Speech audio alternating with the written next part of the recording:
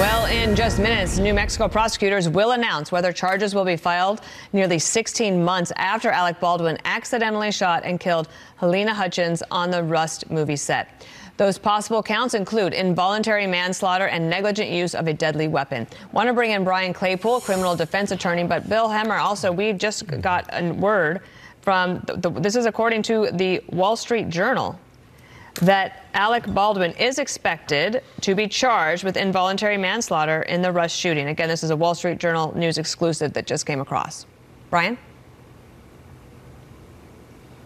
Yeah, hey, Danny, great to be with you. Yeah, I'm not surprised by that. I think that you're going to have all three of the defendants charged with what's called negligent homicide. So you're talking about Hannah Gutierrez-Reed. She was the caretaker of the gun. She's the one that said that the gun was empty or cold. And then she gives the gun to Dave Halls. Remember, he's the assistant producer. He then declares the gun as being cold. And then you've got Alec Baldwin, who actually pulls the trigger. And the argument's going to be, why didn't he look in there to make sure there was no live ammunition as well? So negligent homicide is the unintentional killing of somebody else without what's called malice or premeditation. So basically, you're negligent and you cause the death of another. In New Mexico, it's minimally charged as a fourth-degree felony. That could be higher, depending on the circumstances. But with a fourth-degree felony, you're looking at up to 18 months in jail. Mm-hmm. Could you get probation under that and not do any jail time if you were to play out that scenario?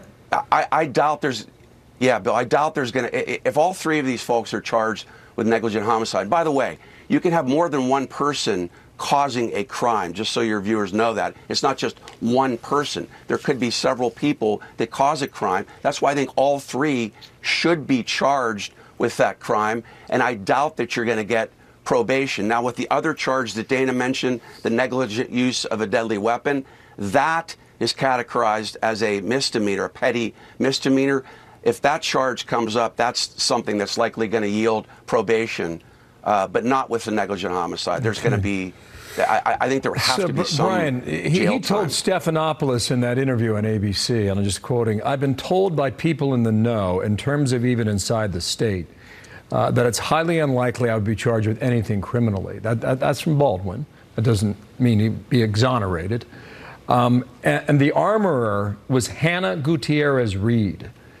And she's saying that she was not called inside the church at the time. Would that allow her to escape culpability? Yeah, Bill, a good point about what Baldwin told Stephanopoulos. Look, he's the captain of the ship, right? He's going to be charged because he's the producer of the Rust production as well. So you remember, you had a day or two prior to that, you had some people walk out on the set. You also had one or two occasions in which there was an inadvertent discharge of ammunition on the set. So that's why Baldwin's going to be charged as well. It's not just because he didn't look inside to make sure there was no ammunition and he pulled the trigger.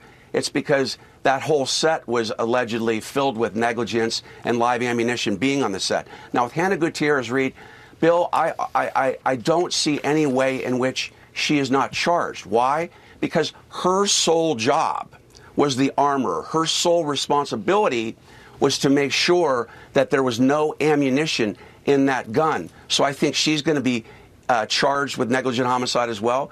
And she's equally, if not more culpable, I think, than Alec Baldwin. And we only have about 45 seconds left, Brian, but what does the prosecutor have to show in order to prove this? Yeah, great question. I mean, it's pretty broad, right? They have to prove that somebody's negligence. What's negligence? That means your conduct fell below a reasonable standard of care, right? What would a reasonable person do? And they did something that fell below that standard, right? Mm-hmm. And that conduct then caused the death of somebody else. And look, I think this is really a no-brainer. I think that there was negligence on the part of all three of them. Thank you so much. In failing to make sure. Thank you for joining us.